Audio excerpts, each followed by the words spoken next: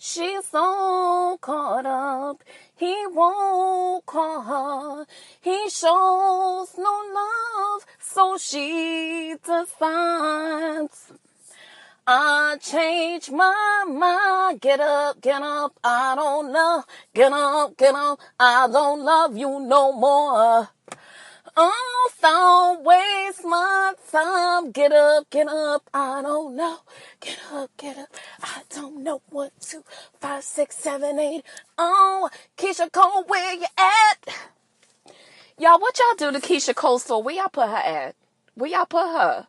Because listen, what we're not, no. Before we start anything, what we're not going to do is act like when she came out with I Changed My Mind featuring Kanye West, that wasn't a fucking bop, okay? Niggas was calling her the new Mary J. Blige. They was, okay? Even when she was in the shower, love, never knew what I was missing, but I knew that we started kissing. I found. Listen, cut it out, okay? Cut it out. Because Keisha Cole has a very distinct place in history, okay? In Black history, okay? At least one of them afternoons in February, y'all gonna have to give it to her. I'm not saying a whole day, but I'm saying that, like it'll be like a random February 23rd or something, and you like, this afternoon is Keisha Cole afternoon, right? What are you doing for Keisha Cole evening? Like, you're going to get a bottle of, like, Moscato. You're going to go get some Dutchess, because that's what you're going to smoke out of that night. And, you're going to just squeeze in your best version of whatever dippity-doo-dah you have and just slather it on your edges, but let it run down your face. Let it run down. Let it run down. And that's how you celebrate Keisha Cole afternoon. Welcome to an all-new episode of A Seat at the Table podcast. Yeah. You like that? See, I've been working on jingles, and I just don't know. But at any rate, I continue to be Gail Hurst despite my best efforts. I'm still her. Jesus, I plead the blood, but I'm still Gail Hurst after all these times. Yes, I am. You can find A Seat at the Table podcast on wherever motherfuckers listen to podcasts nowadays. I mean, like, seriously, okay? The only place we're not right now is, I believe, Spotify. And you know what? Jesus is on the main line for that. So I had already told him what I want. Hello. So, yeah, we don't need to go over that. We also... all right, let's just take care of the frivolities. Yeah. We're on Instagram, A Seat at the Table pod, all one word, the Twitters, whatever. If you do that, at Gail Z Hurst, all one word, or at Galanda Adams, same motherfucking thing. I would tell you to go to my Facebook page, but honestly, I'm not going to waste your time, because shit is happening. Okay? Shit is happening. I'm still working out that note. Because like, I check back with me at 11, more to come at 5. Okay. So, and first of all, the fact that you're judging me because I'm over here slurring my words, excuse me. Okay, it is a beautiful God-given afternoon, and sometimes you got to celebrate the moments of your life with a swift pull. Hold it in. And then a let out. That's how you just say, thank you, Jesus, for blessing me. That's how you do it. Sometimes you just have a little brownie for your brownie. And, on top of that, I felt like the homegirl at Starbucks made this coffee with so much love. I feel it. I feel it. I felt like when I was drinking it, I was like, oh, it's hot, but it feels warm on my insides. It's a real blessing and a real distinction when someone does something with you, not out of obligation, but because of love or whatever. You know what I mean? I think that there is a difference between receiving something from someone who truly just wants to see you happy and it was done with love versus sometimes people can do things 100% perfect. But if they do it begrudgingly or if they give it to you begrudgingly, doesn't it kind of like take the love out of it? You know, it's almost like you ever eat good food from a great restaurant. I mean, the restaurant was dope. The plating was amazing. Everything was dope. But it was all right. It was all right. The food was great. It was seasoned, you know, and you might have went to like the Caucasoid Mountains and got some, you know, maybe hey, white listeners, how you guys doing? You might have gone up there and, you know, you got yourself some boar or some whatever the fuck ever you motherfuckers eat, you know, some pork or,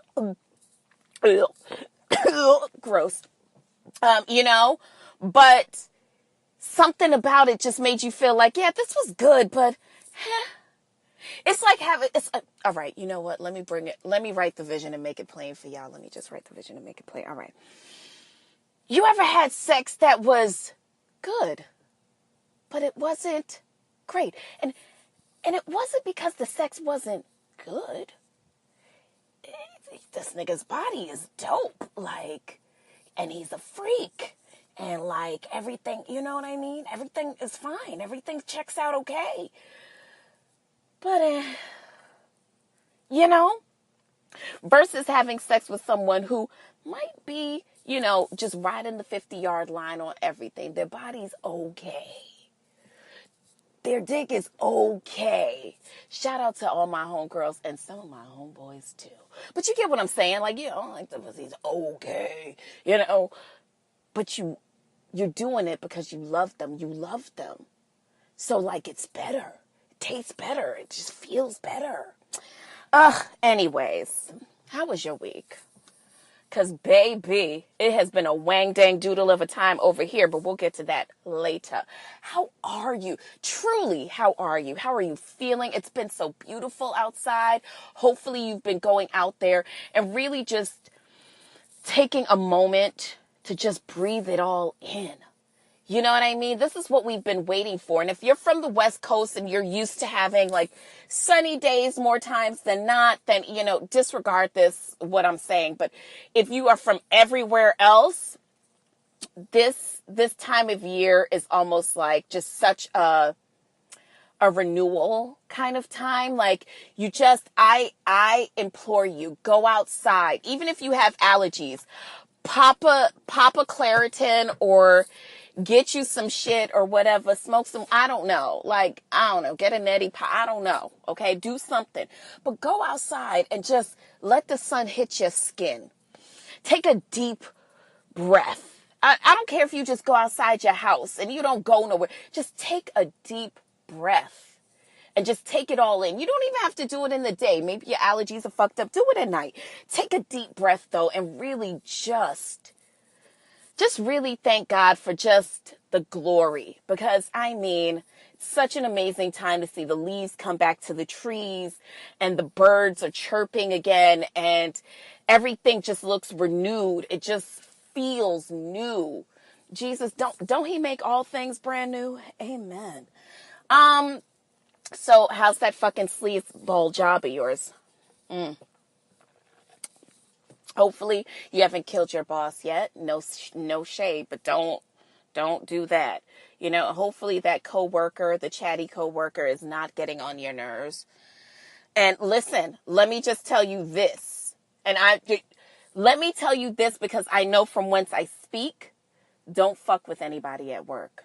And that's exactly what I mean. Like, whatever you do, and yes, I am talking to you. Whatever you do, please don't fuck with anybody at work. Please. Please. It's such a bad idea. It's such a bad to the bone. Don't do it. Because, like, bad idea. Just, no, don't do that. Okay, so how is everything else? You know, how's the mindfulness journey? Because we all know that is like, Jesus, the fucking work. You know what I mean? You just want to fucking basically do whatever the fuck you feel like everybody else around you. But alas, here you are trying to be a little Miss Debbie Do-Gooder and shit. So, it's a journey, I know, but we'll get to that later when we pull up. Not much to unpack this week, huh? So can one of yous, can y'all tell me what is going on now? What's this new phenomenon with white people just calling the police because black people are breathing? What exactly the fuck is going on? All right, so let's start from the tizop. Okay, so I can't be in Starbucks and God forbid be sitting there and want to use the bathroom or whatever the case is because white people get scared about shit like that, so they're going to call the cops. Okay, cool. Maybe one can make an argument over that. Okay, cool. I can't get an Airbnb in Rialto, California. Obviously, too much of a nice area, too white. So I can't get an Airbnb and be leaving because, I might scare a white person because I don't say hi to them. So, that's going to be a thing. So you're going to call the cops on me. One can make an argument that perhaps I should have smiled at you. Oh, yes, this is a real story. Bob Marley's granddaughter was involved in a situation where the cops, she was with two of her friends, the cops were called as she was leaving an Airbnb rental in Rialto, California, I believe. A white neighbor spotted the ladies leaving the house, and she waved at them, and I guess the girls didn't wave back, and so this prompted the white neighbor to then call the police as she saw the ladies exiting the home with their suitcases. The police came and held the ladies. No guns were drawn, which prompted the local police to say, well, we didn't draw our guns. I don't know what the fuck these girls are complaining about. But the biggest takeaway from this is that, okay, so you're calling the police now on us for just living. Okay. One could even make an argument that, that was a peculiar situation. I, too, might call the police if I see some weirdness going on in my neighborhood. All right, cool. I am in my fucking college dorm. True story. Young lady studying for her test in the common area of her college dorm. She falls asleep in the common area from studying, where the campus police is then called on her because it is presumed that she is an intruder, when in fact she is a tuition-paying student of said university. However, a young lady who did not necessarily get along with this girl decided that she was going to call the police. The police then came, restrained this young lady, forced her, after she even opened the door to her dorm room with the key that she had. She was then asked to provide further proof that she was an actual college student. So, okay, so I can't fall asleep in the common area of the college that I'm probably paying way too fucking much to go to, which promises me nothing, but I can't sleep in the fucking common area. You guys, tell me, am I being too sensitive here? So a new hashtag was developed. Hashtag living while black. What's the problem now? Here's my theory on it. I believe that white people, and white people, listen, this is not all white people, so please don't take this as a blanket statement. And I do feel the need to say that because I do, in fact, believe that there are some people who really, this is not their energy. You know what I mean? They're not scared of black people. They're willing to learn. Even if they were racist at some point in time, they've realized the error of their ways. There are people like that who exist. They're good white people. I know that that's like an oxymoron to some of us, but there are, in fact, the world is exactly how you see it. And I choose to see it as not all white people are racist,